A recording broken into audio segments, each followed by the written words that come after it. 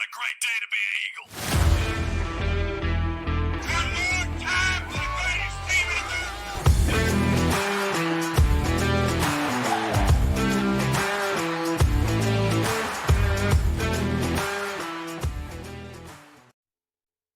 Well, Cody, Georgia Southern picks up a win, gets the job done up in Boone, North Carolina, beating rival App State 25-23 on Thursday night, nationally televised game. It was a dominant first half, followed by a sloppy, unproductive second half, but the Eagles clung on for dear life and won that one by 2 points. So always a great day to beat App State. So let's start there. Yes. And then we can get into everything else, breaking down this game and previewing Coastal Carolina, our next one up. Yeah, I as we were talking before this, this to me is the first time I felt really like happy to be a fan because we beat the App State, and I'll be honest with you, I didn't really have high hopes for this game. I don't know if it kind of how much that came through on the last episode, but I mean going into it, we're going on the road to a team where they had rushed the ball pretty well, and they had I think the number one rusher in the conference, and Yep. After a bye week on national TV. I mean we've lost after the bye week. I don't know how many times. The last 5 or 6 times. Okay, 7 times. The last 5 or 6 times that we've been on national TV, not only have we lost, we've gotten blown out. Embarrassed. Yeah. And so it's not just because we beat App State. I think what really kind of got me excited was what you just mentioned is that the first half was very dominant on both sides of the ball. And I think it kind of gets back to a lot of our frustration and a lot of the fans' frustration with the defense in particular, is that imagine if that team that showed up in the first half has played the entire year. You're probably talking about a 7-2 team, maybe 8-1 team right now. Probably 7-2. But we wouldn't be sitting here worrying about if we're going to make a bowl game or not. We sit here wondering if we had what direction we need to go with the defense or the coaching staff in general. Could still be talking about a conference title, division title. Yeah, it could be. Yeah, there's a lot of stuff, but no. I mean, I would love to have seen that be the whole ball game. Yeah, that's what I was about to say, right? Because we've said for the last couple of weeks that Georgia Southern has not had a complete ball game all year, and that's still the case. Still haven't. I would say still haven't even had 3 quarters, right? Because I mean the third and the fourth quarter of this one just weren't great. Third, no, put it together. A whole quarter, yeah. Third quarter, we get outscored 6-3. Fourth quarter, we get outscored 14-3. It was 19-3 at half. I think we only got maybe one offensive possession in the third quarter, but anyway, I agree with you. I went in the game with very little hope, to be honest, just kind of letting things play out. Was pleased with what we saw in the first half. In all 3 phases, really. Obviously had the bad miss kick, but other than that, everything was good. And but I hate to say it, but I think a lot of fans were just kind of waiting for it to fall apart, right? I mean, they were, and it almost did. Well, it almost did, but it didn't fall apart enough to where we lost the game. Yeah. No, you could tell that App sort of quickly abandoned their running game in the second half and went to a more faster pace, up-tempo type offense and really aired it out. And I don't know if it was just playing safe. I don't know if they knew where the holes were in the zone or kind of how, I don't know. But it seemed to be that we were in very soft coverage a lot of that second half and just playing to not get beat, not playing to win the game. Yeah, a lot of cushion, a lot of kind of like prevent type looks, it looked like, and not send a lot of pressure, right? We sent a lot of pressure on, like you said, they definitely relied on the run game more in the first half. But when they did pass it in obvious passing situations, we sent an extra guy, it seemed like almost every time. And then we started to back away from that. We also looked more tired, I would say, especially when it got into like the late in the third quarter and the fourth quarter. I would say the defense started looking fatigued. Yeah, I couldn't really tell if that. Yeah, I think, and I couldn't really tell if that was on both sides of the ball because we were still kind of getting pressure at times on their quarterback. I think there was a big, what was it, sack from MJ Stroud either in the third or fourth quarter. I can't remember. Yeah. And so I think there were, but yeah, your point to that you were trying to make is that it did seem like that we were kind of losing our steam there as the game. Lose it, yeah, as yeah. Gas was low, and yeah, it just seemed like momentum. But hey, again, credit to him. We didn't do enough to lose the game, Correct. and and yeah, give credit where it's due, and I that's will say, offense making this. plays, to ice it. OJ Yeah, with those clutch runs late, obviously with the key interception late with Aiden Jackson, who just a couple yeah, plays before that had a bogus targeting call that never even, in my opinion, should have never even been reviewed. no, But yeah, he comes up with a huge. I mean, talk about vertical lift. Comes down with that interception. So yeah, some key plays on both sides of the ball late in the game to seal it. It was just production wise and like overall yards and points, not where we wanted it to be. Certainly a far cry from what we no. saw in the first half. No, yeah, and I would also argue this too is that the defense was on the field a lot more in that second half because we Yep. couldn't get them off the field, right? We had made the fourth down stops in the first half that, apparently we just could not do it all in the second half. Mhm. 4th and 14, 4th and 16, Oh yeah. and we're giving up these long pass plays, just some, that's extending these drives and allowing App State to kind of to get into it. Yeah, again, I'm happy for the victory. Hats off to the team. Hats off to the coaching staff. But if you're gonna ask me, does this change anything about how I feel about the coaching staff or how I feel about certain plans that need to be made after the season? No, it's absolutely not. I don't know. I'm happy, but at the same time, I just don't want to, I think, lose, I think the focus of changes that need to be made. Yeah, and I honestly I don't think it will. I get it. You break kind of the rut of the bye week and playing on the Yeah. road and playing a game in November, right? We didn't even say that, but like the Helton's record in November not stellar. Last year So was fine. yeah, last year was much improved, but yeah, so I get all that, but yeah, you look at the stats, and again, we gave up 425 yards. That's our season average. After we did, 148 in the first half. 148 in the So first half, and it was like almost what? 300 in the Yeah, we had second. only given up, I want to say 20 something yards rushing or something Yeah. in the first half. We only give up 77 for the game, which is insane. We came Yeah. in giving up 250. Almost 250 a game. So to hold them to 77, credit, but they had 348, in the air. Like you said, kind of went more up tempo, just kind of throwing it up there. We were given soft coverage. And they capitalized on it. So yeah, 348 through the air to our 352. We had 142 rushing. They had 77 rushing. But yeah, when you're talking about the defense and changes, I mean, yeah, 23 points. Great. Again, well below season average, but I mean, it was enough to win the game. But again, I don't think Yeah. I don't think it changes anything. If you had, if you mirrored the first half with the second half, again, I wouldn't say it's one game, right? It's just one game. Correct. But like if you had a complete game from the defense, let's say, and how they played in the first half is how they played, and we nearly shut them out or held them to less than 10 points, and less than 300 yards or something like that.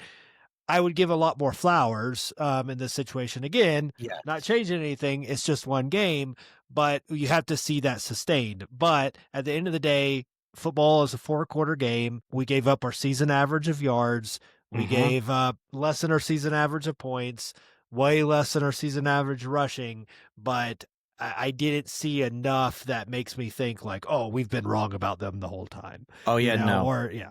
And another thing too about that second half sort of fading away, this is not the first time this has happened this season. I had to go back and look at it. And again, if you're new to the show or if you haven't listened to us this year, we don't count the FCS games when we talk about any of these sort of stats or stuff that we look at about season overall. But in the, what is it now, the 8th FBS game, in all but 2, we have been outscored in the second half. The only 2 games I think has been Georgia State and Southern Miss, whereas in the other 6 games, 5 of them we've been outscored in. The other one against Jacksonville State was a push, right? It was 10-10 in that second half.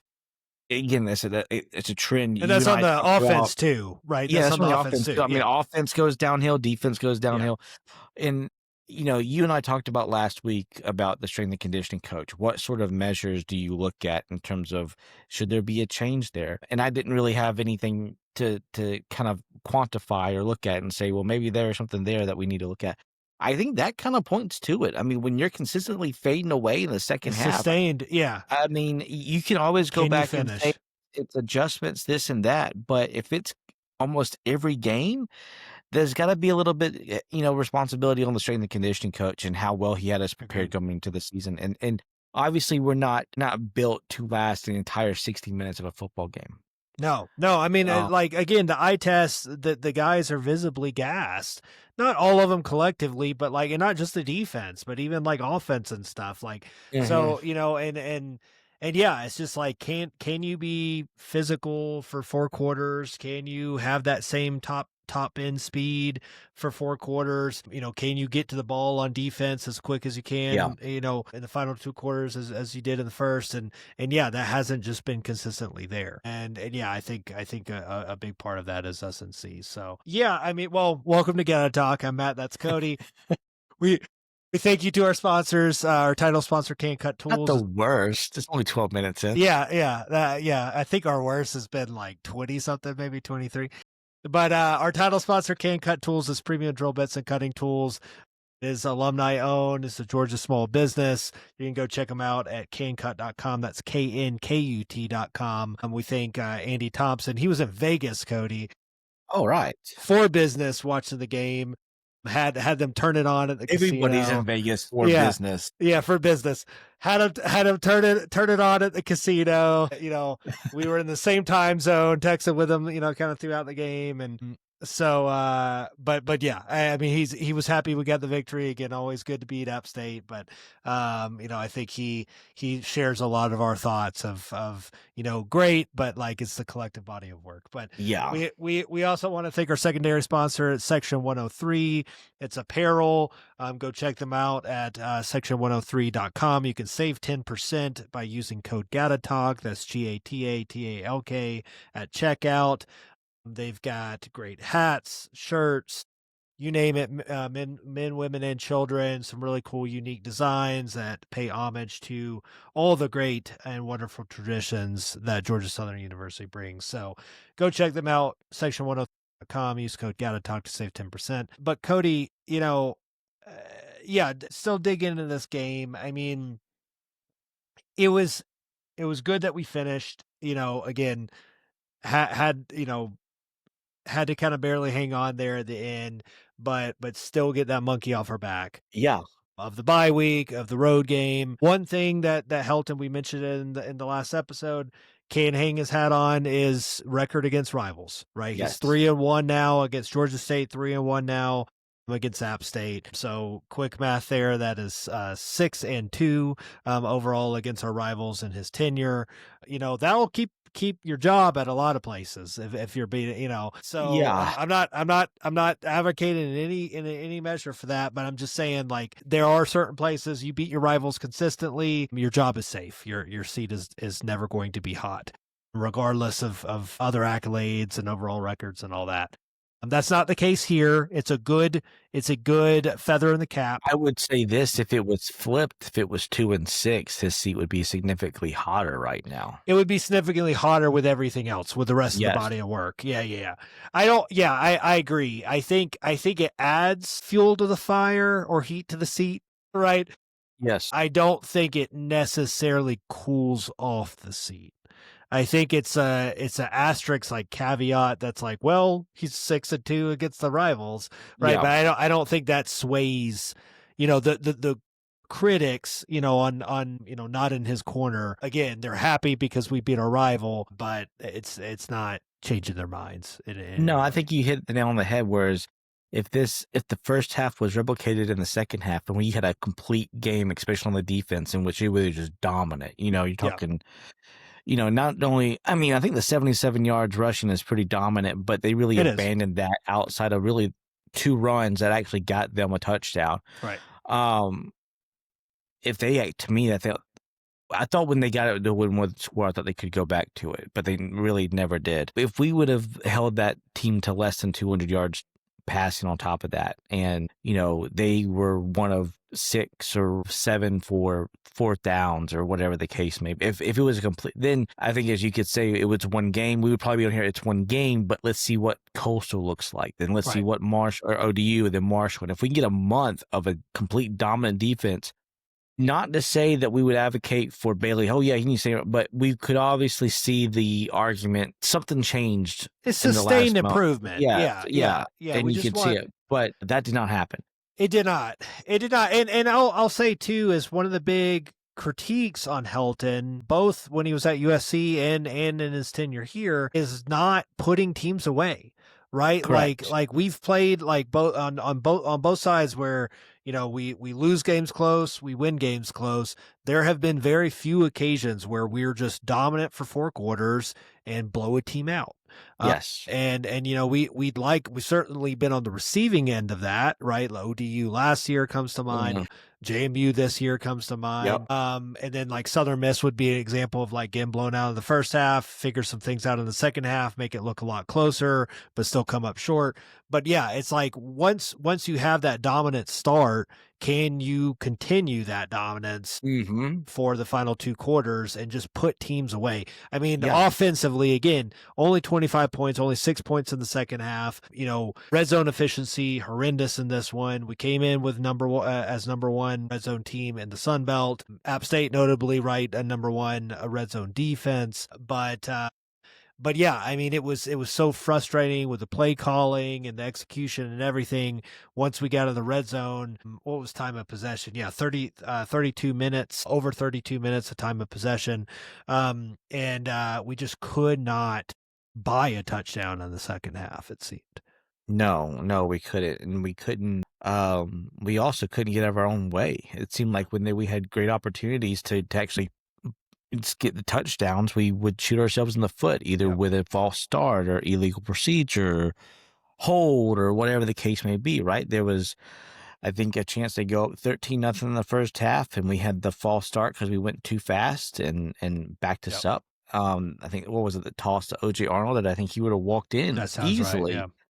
Only 40 then, yards, only 6 penalties for 40 yards, but they were costly penalties. Yes. And I think like 4 or 5 of them were like false starts on our offensive line, which had not been the case this season. So I don't know if it was having to deal with the cold. I don't know if it was dealing with Boone. I mean, outside of the first half, I felt like when the fans left after halftime. Yeah, we took the fans out of it pretty early. Yeah, we did. I felt like after the fans left, and that actually I played better. And we, again, I it just gets, I think, to a lot of the frustrations that it seems that a lot of our issues just are self-inflicted and that we just can't get out of our own way. Whether that is a defensive coordinator that may be in over his head, or whether that's penalties that we just Arkansas State, for example, right? When we were up 21-10 driving, we had the chop block situation, and that just killed that drive, and then it killed the game. There were I will give the team credit this: when we had those situations in this game, we didn't allow a penalty to kill our momentum and get us all completely down. We actually did stay to the next play, and we moved on. But yeah, no, you're right. Frustrating. You have plenty of chances. We probably should have won this game something like 48-10 or something like that. But I mean, that's more than what I would have said. Yeah, I like in the 30s. I would have liked our score to have been in the 30s. I think we easily left 1, probably 2 touchdowns on the board, maybe even 3. And yeah, and then all of a sudden, even with the defense, defensive lapse in the second half, then I think our tune might change a little bit, right? If we converted better on offense, especially in that second half, and it was 35, 38 points or something to 23, we're going to be like, yeah, that was a good game. Yeah, we let them come back a little bit in the second half, but yeah, we were we were biting our fingernails there in the second half, because it seemed like we were going to lose that game by 1 point, which is a good segue to giving up a point on the very first 3-play drive, right, to start the game. Score, Sanders, great catch, breakout game, great for him. Fantastic. He had well over 100 yards. He had 127 yards. 27, 28 yards. And that touchdown after two big runs, or no, two kind of screen plays, out routes to OJ. And then we do the same thing we did against USC. Not only the decision to go for the 2-point conversion after going up a touchdown, but to run that weird formation with, two guys out wide one way, two guys out wide the other way. 3 down linemen, I think. Mm-hmm. Yeah. And then Weston Bryan in the game, and surprise, he ran the ball, gets stuffed, and then, we're at a disadvantage kind of the rest of the game, trying to kind of play potential catch up if it did become a shootout. And, it almost came back to bite us if App State had kicked a field goal there. We would have lost 26-25. So yeah.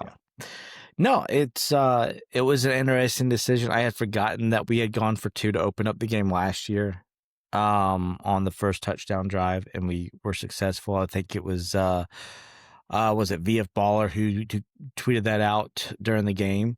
Yeah. And I don't remember my feelings on it. I don't like the decision. I might have said, if you have the receipts, like, pull them, but I might have been like, at the time, like, oh, good, aggressive play call. Great.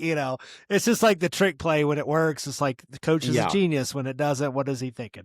But I don't again, I don't know what I said last year. I don't like the decision, right? There's 2 things here. There's the play call after you make the decision, and then there's the initial decision to go for 2. I don't like the situational decision to go for 2 in that scenario. I think it, I didn't like it against USC, because to me, against USC, it just kind of shows like, it's almost like us admitting like we don't belong on the same field as you. That's how I look at it, of like, oh, we got lucky, we got to stop, they fumbled the ball.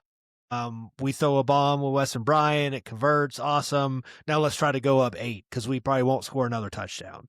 Like that's the message that I kind of get out of that, instead of like, let's be aggressive. No, just like line up, kick the PAT. It's the first score of the game. Put your defense back on the field and move on, and that's USC. That is a juggernaut. I get it. There is a disadvantage there. That's not the case with a peer team in App State. So to me, it's like you scored in 3 plays, kick the PAT, go up 7, put the defense back on the field.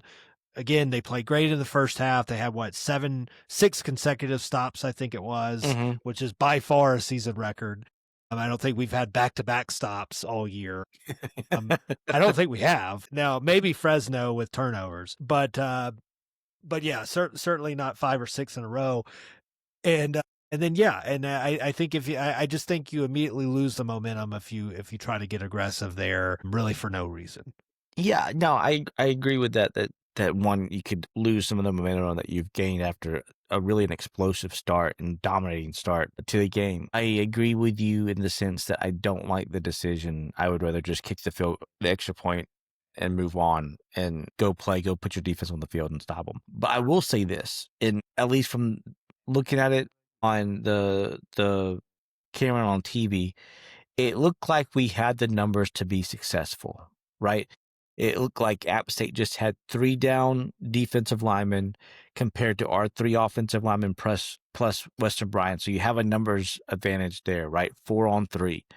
You would think that we should be able to win that if we have 4, they have 3, we should be able to get 2 yards to get the 2 points. Maybe somebody will ask us at the news conference tomorrow or on Hail Southern Live, but I would it looks like to me one of the offensive linemen did not block who they needed to block, which allowed the unblocked defensive lineman to have really a free shot on Weston Bryan. I don't know why that's not the case. It looked pretty simple, right? 3-on-3, just go hit them and you should walk in. But regardless, the decision to go for 2, I don't think is a smart one to go in that situation. Now, I'm a very old school. I don't think you should go for 2 at all unless it's absolutely necessary at the end of a football game. But there could be times in which if you want to either play the analytic card or if you want to just play the aggression card, it may make sense. But I don't think it did not make sense to me at that point. No, it doesn't make sense to me. And yeah, I agree. I'm more old school of like, into the game if you need to tie it, obviously, or maybe like I'm fine in some scenarios, especially when you're like overmatched. You don't want to go into overtime against, a P4 team or whatever. Your offensive identity, right? Like the guy out, the high school coach who used to just always onside kick, no punts. Right. Always go for 2. That's extreme, obviously, but even like Monken, right? I mean, he goes for it on 4th down like more than anybody. He did that with us. He does that with Army. Stuff like that. It's fine. I'm fine being aggressive. It's just like, don't leave points on the board. Like, don't leave points on the board when they're guaranteed. I don't know. Like I can never see a scenario where I am comfortable with that decision in that exact situation, regardless of the opponent. When you go up 6-0, I can't think of a scenario or a team out there that I'm like, let's go for 2. Yeah. Like if they scored first, if they got a couple field goals or something, and like, going for 2 made sense, like, and your first score of the game wasn't on the first drive of the game, it was like late in the second quarter or in the second half or something, then sure. Like, hey, we're not going to get in the end zone much, so let's try to get some extra points here. Like, that makes sense. But again, like, we scored in 3 plays to open the game. It's like, just take the point and then like put your defense on the field and see what happens. So I think, or maybe they thought that the defense was going to give up a lot of points, so maybe we just go ahead and they might have been like, look, we gotta. Can we play devil's advocate on that one? Yeah, like, that's true. That's true. It's fair. That be an acceptable. Yeah, response? well, because like I said, I don't have the stats in front of me, but I mean, by far that was the best defensive performance of the season in the first. You wouldn't expect that. Like, there's no way to expect that. They got that. Like, we've had maybe one other game. I don't even know if we've had another game where we had an opening stop. Ooh, I don't know. I don't know if we did. So it's like, okay, you got it. Great. Well, I mean, USC, I guess you could count that. It was a stop. It was a turnover. Maybe. They fumbled. But was that yeah. They fumbled. They fumbled on like the we third. didn't even stop Maine on their opening drive. No, they scored like a 50-yard run. Yeah. Yeah. So I don't. Yeah, Jacksonville State scored almost immediately, I want to say. So that might have been how, hey, we got lucky. We got 1 stop. We're probably not going to get another one the rest of the game. Like, let's go for 2. Maybe that was the thought. But again, then if you don't get it, then you're at the disadvantage in the shootout. Right. Yeah. Then you're playing from behind. Then you go for 2 the second Maybe time. We're just okay, you don't get it. 2. Yeah, then you don't get it. Then all of a sudden, like, before you know it, you're down a touchdown just because of, the 2-point conversion tries. So anyway, so yeah. But so that's that. Yeah, we talked about, let's see, Camden Brown, another great game. No touchdowns in this one, but 97 yards on 6 catches. Sanders Jr., we mentioned, with the 127. OJ Arnold, 105 on 20 carries. Some really gutsy runs late in the game to seal it. 70 yards of that was in the fourth quarter. Yeah. So the majority of that was in the fourth quarter when we needed it on those last 2 drives, or really the last drive. But Dinga didn't dress or travel with the team, I don't believe.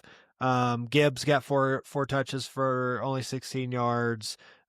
French had 12 carries, 18 yards in that touchdown. Overall, he had good day. Certainly a better first half. But he was 25 of 37, 352. one touchdown. I think the 352, That's maybe his. not a season high, but close. Or was it No, a it's a season high? season It and is a a career season. high. Oh, it's career high. Okay. Yeah. So there you go. But yeah, I don't know, Cody. Anything else in this one to note? I thought outside of the missed field goal, I thought Trip Bryant Yeah, played I his was just butt looking out. at it. Four or five. Yeah. Hitting the field goals that we knew he should make, right? The ones that were inside 30, 35 yards, and he was drilling those. From tough angles, too. Very tough angles. I know that he was asked, the one that he missed was right at the end of his range. And even, I think the commentary said that he may have hit it a little bit, maybe hit like the ground a flat. little bit. Yeah, A he little bit before yeah. he hit the ball. It was kind of like a chunk shot in like golf when you just kind of like fat in it. Yeah. Yep. So again, I thought outside. When we needed him to put the points on the board, he came out there and delivered. Should have had one more point. Yeah. But no, I just give kudos to him. I want to talk about the punt because I saw where you made up some stuff about that, or not made up some stuff, but that made up some stuff. Yeah, made up some stuff. That a lot of fans were kind of upset, or not really upset, but confused as to what happened on that punt. I was listening to the radio broadcast of the game because the rollout, like quote unquote fake punt where he rugby kicks it. Yeah. Apparently that's a play that they work on in which he rolls to his right. It's like an option, right? And he kicks it with his left foot if he wants to. I think it can be an option type play in which if he does that and nobody picks him up and he can make the first down, he has the option to do it. To do that. Also too, and I don't think it was called on TV, but Terry and Danny called it on the radio broadcast. When he kicked the ball the way that he did, it rolled. It actually hit the back of the foot of an App State player. Now, he immediately went out of bounds because it kicked off and went out of bounds. But that's also part of the strategy for that play is that it kind of throws the punt return. Almost like an onside kick. It kind of throws the punt return one sort of out of whack because it's not your typical high-end punt that, goes to your punt returner. It's sort of something that if the punt return team is not communicating to each other very well, you could have a situation to where if you do a rollout kick like that and an end over end small kick, you could easily hit the back of the opposing team. Yeah, hit the back of the calf of a guy or the shoulder of somebody. Correct. So there's a lot of strategy that kind of went involved. I just don't want us to think that was just some sort of busted play, some sort of something that we just didn't really know what we were doing. But even though it kind of looked a little funky and a little weird. Yeah, no, it's fair. After I sent it, I kind of knew what they were trying to do. And again, that kind of goes back to the notion of like, if it works, you're like, oh, great call. Exactly. That was right. Yeah. And if it doesn't, you're like, what are you doing? But I felt like the execution probably could have been a bit better on it. That one, again, I like the play call in that situation. Yes. Because that one, that's an example where I think it makes sense to be like aggressive and like, hey, we feel momentum slipping away. We had a stalled drive. Let's try it again. Let's just do something a little different. Even if we still punt the ball, but let's see if we can make a mistake on something that. Yeah, I just think the execution could have been better as well. Probably, yeah, I would agree with that. That probably could have been a little bit better, but yeah.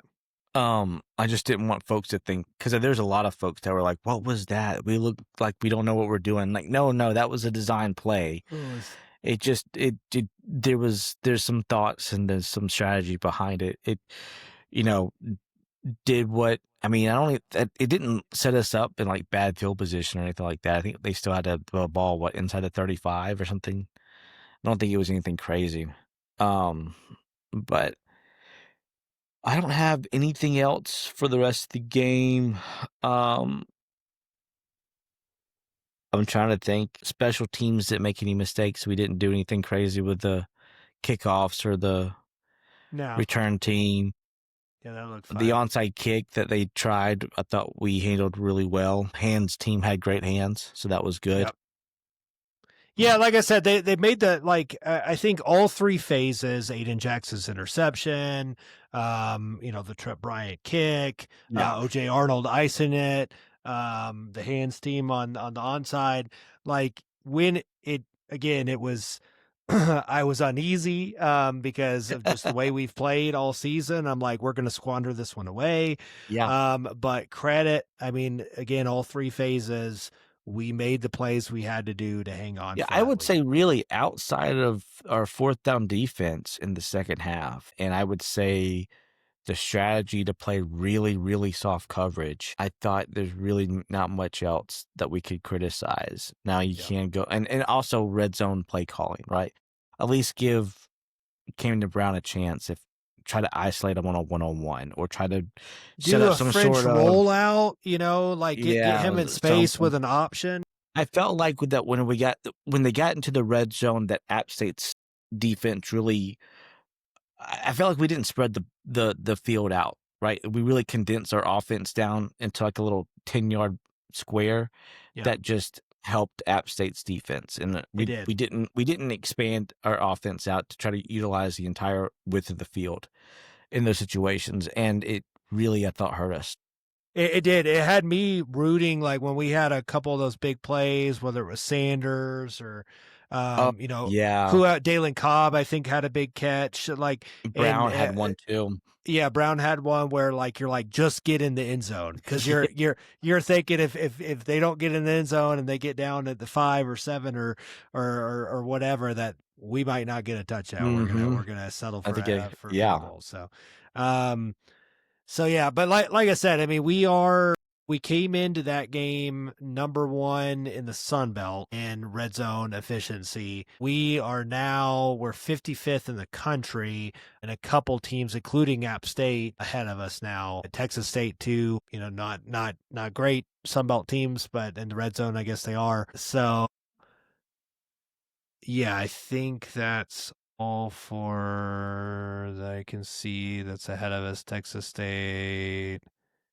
Yeah, just They don't have those it by two. like conference, like a conference grouping. They don't. Not on this. This is teamrankings.com, so no. It's just total. But yeah, I think unless I'm missing one, yeah, I'm not. Yeah. So there you go. I mean, still up there, but definitely took a hit on that efficiency rating with the lack of production in the red zone in this one. But with hey, that, we'll for getting into the red zone so many times. That's true. Yeah, that's true. Next time, just score. Next time, just score. Yeah, like I'm looking, Eastern Michigan is like number 1 in the country on this, and they're like one of the worst. I mean, they're a bad team. I know their record's Yeah, it bad. makes me think that when it looks at red zone efficiency, right, I would feel like high potent offenses have such explosive plays that probably a high number of their touchdowns come from explosive plays You're not prior to coming them in the getting red zone, yeah. into the red zone. So therefore, when they are in the red zone, one, those opportunities are few and far between. So if they don't score on like 3 of them, it drastically, decreases their percentage.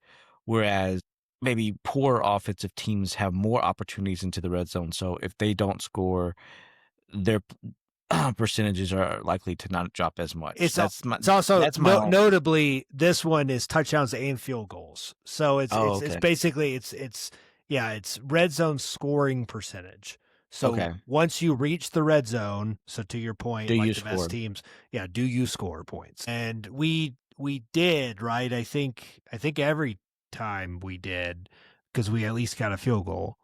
Yeah, outside the miss wasn't inside the red zone. The miss wasn't. Yeah, So we should have been like what, 6 for 6? yeah, that probably sounds think. right. Yeah. But anyway, so we'll turn our attention now to Coastal Carolina. So that's the next one up. It is a home game. First of final 2 home games of the regular season. ODU is after Coastal, and then we end with Marshall on the road. Coastal is playing good football. Maybe as a surprise to some people. Year 2, I believe now, of Tim Beck, or year 3, Yes. year 2, I think. Year 2. They're 6-3 overall. They're 5-1 in the Sun Belt. They're currently in second place behind James Madison in the Sun Belt. Year 3. Year 3. That's what I thought. Yeah. Year 3 of Tim Beck. second place in the Sun Belt East right now behind James Madison. They have not played James Madison yet. Yeah, Cody. I mean, this is a team. It's a tough one to figure out because they started the year really rough. They played at Virginia, which no one thought was going to be kind of the surprise ACC team that they ended up being. But they get shellacked in that one, 48-7. They barely beat Charleston Southern while shutting them out, but barely beating them 13-0. East Carolina takes it to them 38-0. And then they pick up their first Sun Belt win against South Alabama, 38-20. They get shellacked by Old Dominion, 47-7. They beat ULM, one of the worst teams out of the West, 23-8. Then they beat App 45-37, so slightly better than we did, but gave up a lot more points to them. They beat Marshall. That's the Marshall's looking like a really strong team. That's kind of the outlier in this whole rundown of their schedule. They beat them 44-27. Cody, I believe you said Marshall had like 5 turnovers in that game, so that was kind of a big. If you remember James Madison, who sits at the top of the East, college football playoff hopeful, 8-1 overall, 6-0 in the conference. They played a really close game against Georgia State. Yeah. So you take all these kind of with a grain of salt. Speaking of Georgia State, they beat Georgia State 40-27, kind of similar to our score. So that was their last game. They played Georgia State on Saturday. I watched most of that game. It was pretty close in the first half. It was, what was it? 3-24-14, I think, at the half. But they run away with that one 40-27. They're a good team. They play better at home. They've got, it seems like they found their answer at quarterback. So, this kid, Collier, I believe is his name. Mhm. And Samari Collier, he's a JUCO transfer. He did not start the season for him. I believe Georgia State was his 3rd consecutive start. He is more of a runner than he is a passer. He's 36 for 72 so far. It's not like he he can't pass the ball. Yeah, he's 36 for 72 passing this season, 7 touchdowns, 2 interceptions. So takes fairly good care of the football, but yeah, he definitely can run. He had a 85-yard run, first play from scrimmage for Coastal against Georgia State for a touchdown. And let's see what else. Let's see how many rushing. He's got 360 yards rushing already this year, again, in kind of limited action, 6 touchdowns on the ground. So you kind of said in kind of our pregame discussion before recording, Cody, like that they are kind of a one-man show, right? With Collier kind of running things, at least offensively. Yeah, at least offensively, everything runs through him. The run game, passing game. It's a lot of, I think, dual option when it comes to the run game. He'll have his defender that he reads, and depending on what that defender does, depends on if he hands the ball off or if he, obviously, stuff that we've seen as fans, 14-15 with Fritz and the Ellison and, Breida and all that, show. It's sort of something a little bit, similar. He does have a decent arm. I mean, we just can't sit on the run and try to stop him and think that he can't throw the ball. They do have decent receivers. It's not like they have, nobody that can go out there and catch the ball. They do have talented receivers. Is it the best receivers that we've played against? No. Is it the worst? Absolutely not. Is the offensive line good? Yes. Probably one of their strengths. I think one of their guards or tackles, or I think is one of the highest rated ones in the country, if I'm not mistaken. They're just very, I say, the peaking at the right time, as you can say. They didn't really know what they had at the beginning of the season and kind of had to switch some things around, move some parts around, and they finally got a working vehicle that seems to be running quite well. This scares me. I like it that it's at home. Yeah. That's my good thing. But obviously, with our defensive woes, with stopping the run, this is and I'll be honest, I don't think Bailey has really ever had success stopping a option style quarterback like this. Yeah, I was going to say, ever. we really haven't faced one yet, right? We're going to face one 2 weeks in Not a row because we're going to have Colton yeah, Joseph and ODU and the they week didn't do well after. last year. They did not do well last year. I want to say there was another team that we played. I can't remember if it was last year or the year before that had an option style quarterback that we just could not do anything with. But regardless, if it comes to me, I'll spit it out. But it is unless we get really, really somehow or another in this next week disciplined at keeping our assignments and knowing where we're supposed to be at and not getting fooled with the coastal eye candy and getting out of position. I just don't know how this guy doesn't put up close to, 350 in total yards between passing and rushing against us. I really don't. Yeah, no, it's fair. I mean, like I said, yeah, 471 passing yards. Their leading rusher is Simpkins. He's got 472 yards on the season. But again, Collier in limited action, only playing kind of like a quarter of the season really, has 360 rushing yards. Yeah. So, yeah, I'm worried about this one. I think it will be a good test, for ODU coming up. I think they're a better version of Coastal probably. But again, they blew the doors off of them earlier in the season. But yeah, I think the defense is going to be challenged. Can they have a similar first half? Can they have a similar, 4 quarters of stopping the rushing attack? I think, I know App had one of the best or the best rusher statistically kind of coming in, and we did shut him down, but this is a whole new animal when it's the quarterback and they're, like you said, presenting a lot of eye candy and things like that to catch you out of position. So it's going to be a huge test for the run defense. Is the 77 yards a sign of improvement of things to come? Is it just an anomaly? We're going to find out. Oh, yeah. Yeah, we will. We will, because they're going to come running the football, and then they're going to, use that to work in their pass game. I will say this, though. I think our offense should be able to score points in this game. I don't think this is a defense that is like a JMU style defense or anything crazy like that in terms of shutting the opponent down. They've obviously given up points. You look at 37 to App. They gave up 20 both weeks to Georgia State and Marshall. So I think we're going to have our opportunities to score points. Yeah, they're 112th in the country in total defense.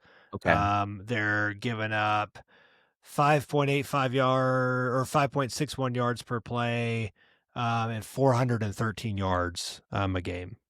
Okay. We're giving up 464, just for the record. For the record, We're the third worst total defense in the country. Okay. So to me, it's really going to come down to how well can we contain that quarterback, and are we going to stop him? No. Is he going to get off a couple of big runs? Probably so. Let's just make sure he doesn't end like in that 85-yard touchdown run that again had against State. But here's the key: is can we stop them and get them off the field? Right? Can we get to third down? Can we get to fourth down? And actually end the drive? Or are we going to let them get to third and short, fourth and short, and let them continue the drive to move forward? The more opportunities we can give J.C. French to score, the better it will be for our chances to win the football game.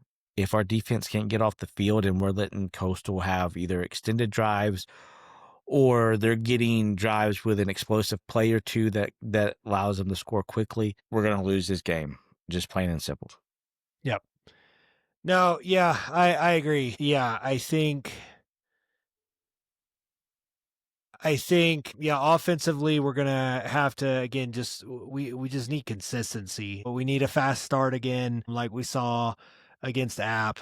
but we've got to sustain that over 4 quarters. Yeah, I think this is a much better team than the App State team. it will, and that's what I was gonna maybe that would be great for us to get off on a very quick start and get up 2 to 3 possessions early and sort of force them to have to abandon that run game, have Yes. to throw the ball. Yeah. And that would be ideal for us in this game. Kind of like we did against Georgia State. Yeah. Right. The Coastal's a much better team, obviously, but yeah, like they wanted to establish the run early, and it's like, nope, we got up, we put them in a position where they didn't have any option but to pass the football, and then we were able to make some plays. Yeah. So yeah, make them be predictable, force them to be predictable, right? Like, so that's that, and yeah, I feel a little bit better about it being at home. But, again, you saw, I mean, Southern Miss likes to run the football. You saw what they did to us. They took us out of the game really early. Then we try to claw our way back. We can't be in that position.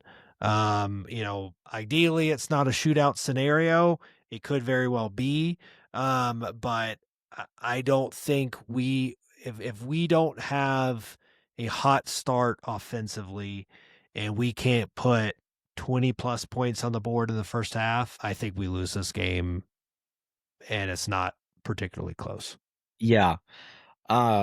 I'm just going back and look at some of the box stats or scores from the it looks like they will run a variety of players out of that running back position or with rushing attempts, so to speak. I think there's in the game against App, they had 7 guys. And I think also against Georgia State, they had 7 guys that had rushed the ball in that game.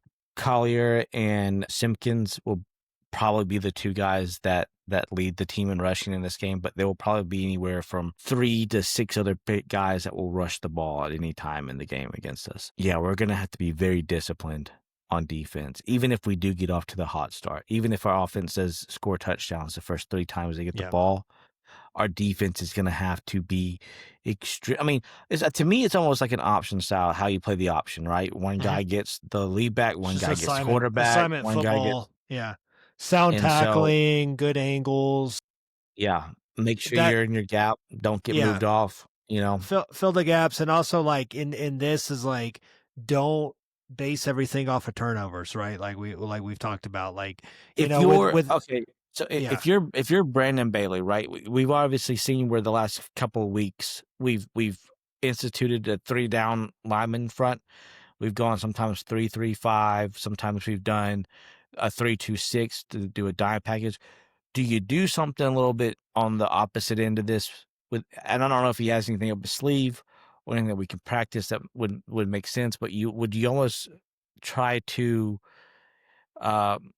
go with something with like a 5-man down front, something that just does a little wrinkle that maybe gives you a little bit more like a 5-2 almost, 5-2-4, and just say, hey, look, if you're in the secondary, you're going to be man on your corners. Stay with them, and we're going to have, just stack the and we're box going to have 7 8 man. guys in the box, and just go with it like that. I would like, I think back, that was the Will Harris defense, but right, ODU when we played them that first year, right? And that's what we did. Like they ran that kind of option style, and we just shut them down by like just stacking the box. And that's what I would do. I would challenge them to pass, to throw the ball. I mean, to throw the ball. That their leading receiver, I think was only like 200 yards or something, on the season.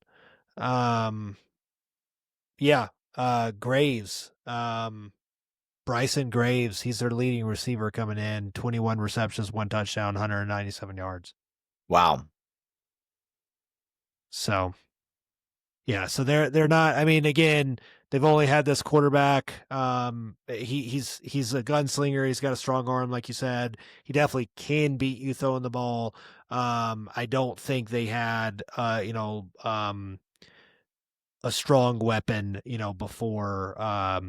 before that, but yeah, he definitely relies on his legs more. But that's what I would do. Just try to shut down the run game, make them pass, and play man in the secondary. If they convert, they convert. You know, they'll Yeah. get their points, but I think it's like slow And them down enough and take them out of yeah, their element. and say if we can't change up, if we have to keep with either 3 or 4 on the defensive line, do we just bring in, to me, I think we should just drop the nickel or another safety down into the box and try to stack it Yeah, and just condense their field as much as possible. Um, yeah. All right. So there we go. Quick start on offense. We need touchdowns. need Like this touchdowns. game, you're not going to win this game with field goals. You're just not. You're not. You're absolutely not. No, their offense is way more potent Yeah. than App. I think they're not going to have that slow start like App did. Because that's I mean, like again, credit to the defense, like where it's due for that first half. But App also just looked really bad. Yeah. Execute, and especially in that first half, they just looked clueless on offense. Hmm.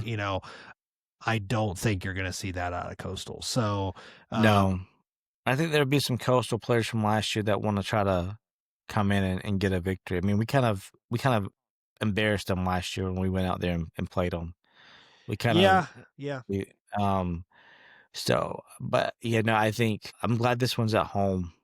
We need a big crowd. I think if we can have a big crowd and kind of get it loud and kind of get their team uneasy and a little bit, out of whack with that, that could help us too. Because what you said, what, 3 games? So I guess he went up to, was the app when they played app? Was that in Coastal or was that at Boone? 3 game. What are you talking about? When Coastal played Appalachian State and beat them, They play. Where is it? looks like that was at app. Yeah, I Yeah, think that they was in. played at App. Yeah. All right, so Yeah, 40, yeah, 45-37. Yeah, they played at App. Yeah, that was 3 games ago. And then, yeah, they hosted Georgia State. They hosted Marshall. So yeah, they've got 2 conference road wins against App State and against South Alabama. gotcha. They lost to ODU on the road, bad. Um, yeah, I think this one, like we say it every week, but it's like for what there's left to play for, which at this point is like a bowl game, pride, second place in the East, I guess. Where we were picked originally. It's still possible, but I mean, um, and yeah, I mean, we had said, if we lose to App, like season is over, Yeah, because there's just no coming back from that. With this one, it's like 3 games left. Need to win 2 of them to get bowl eligible. If you find a way to win all 3, you get to 7-5 with a chance to match your record with a bowl win, with that elusive bowl win, and match your record from last year. But again, Marshall's a tough team that's on the road. ODU's a tough team. I feel like this is a must win for like the season of where it is today and what we have in front of us. Like we've got to find a way to win this game in order to like have a strong finish to the season. yeah, you're absolutely right. And the flip side of that too, Matt, is that Coastal has a lot to be playing for, because They do. if they win this game, then when they host JMU at the end of the season, that will be the de facto championship game for the East. True. Regardless of if JMU is 6-1 or 7-0 when they come into that game, they will. They would hold the tiebreaker. ODU's Yeah. already got 2 losses in the conference. So yeah. So you're right. Yeah, they're going to be coming in here guns ablazing into Paulson. So now, also on the other side of that too is if JMU takes care of App State this week, JMU will be our biggest fans, because if we beat Coastal, then that'll wrap them up for the East, regardless of them going into that game. No, so Coastal has a lot to play for. If they win, then they get to essentially host the East Championship game, last game of the year. If we have the chance to play spoiler to that, go ahead and kind of knock them out of that in their season. Not really in their season, but go ahead and knock them out of that contention. Give us a chance to get back to 500, 5-5. Yep. And then with a hope and a prayer to split if not win, these last 2 football games that we have, um, and have some momentum going into next season. Yeah, no, exactly. All right. Well, Is that it? that's it. That's all I got. Yeah, That's all we well, got. that's all It I ought to be a got. Yeah. fun game. I think this will be a fun game to watch if you're just a football fan. If you're like just a Sun Belt fan, I think it has a potential. I think for us as Southern fans, it's going to be very aggravating. Yes. But it just seems like it's setting up to one of those games that we're going to be very frustrated at the end of it, regardless if we win or lose. Yeah, probably. Yeah, which I mean, it's kind of like app, right? But like, I don't At think least this with is the a app, I felt like we looked at app and like, man, we had a really good first half. I don't know We if had a we're really going to good be first half. I don't know if we're going to be able to look at this game and be like, at any point, we're going to say that was a really good half of football. I don't think if we don't score more than 20 in the first half, if we don't score more than 30 in this game, I don't think we win it. Well, yeah, no, we're going to have to score 30 to win. In fact, we'll probably need to score probably over 40 to win We this. might need to score 40 just looking at their scores. I mean, that's Yeah. what I'm kind of thinking is like if we can find a way, and we can't turn the ball over. That's going to be the other thing too. We can't turn the ball over. like if the reverse score of like when they played App, like 45-37, like that. Yeah, it could be something like that. And App, I was just looking at that. App led for the majority of that game. Coastal didn't take the lead until the fourth quarter. Yeah. So there you go. There you go. So we will be hopeful. We'll be watching. Cody, you'll be there. Yeah, hopefully a good crowd. It's 6 o'clock kickoff. Maybe cold. It's supposed to get cold this week. What's cold, Cody? Like below freezing. There's a freeze warning. warning. That's cold. All right. In fact, I had to put little things on all my outside faucets to make sure they don't freeze over. Saturday, 70s and 50s. It'll be all right. All right, no, you'll be fine. We'll be fine. You're good. I was gonna say define cold. We got snow down here, Matt. Yeah, I'm sure you do. It's like 60 degrees right now in Colorado. So, have you not gotten snow yet? I thought I saw something where you got snow the other day. No, nothing. We don't get higher elevations. Yeah, the mountains have gotten snow. Like the resort, most of the resorts are already open. Gotcha. But they create snow, but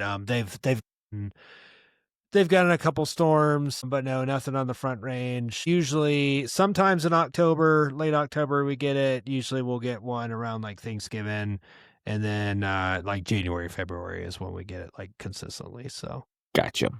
Yep. So, with that, Cody, we will hope for the best. Hope that we get to talk about back-to-back wins, back-to-back Sun Belt wins. And preview Old Dominion after a win. Oh, should we review Stephen F. Austin's defense this past week? Not yet. Let's hold off. Yeah, let's hold off until it is pretty good. Yeah. So if you're curious, just look it up. Use the old Google machine and figure out who Stephen F. Austin is, who their defensive coordinator is, how he ties or doesn't tie into our program, and draw the correlations for yourself. So yeah, that's all I got. Man, yeah, back-to-back wins. Let's hope for it. Let's hope for a chance to be 500. 5-5. There you go. Mediocrity. Let's hope for the mediocrity. Here we are. Gracious, don't sound Georgia Southern 2025. Oh my gosh. All right, take us out. Take us out. Well, as always, Cody, it's Hail Southern. Hail Southern, Matt. Man,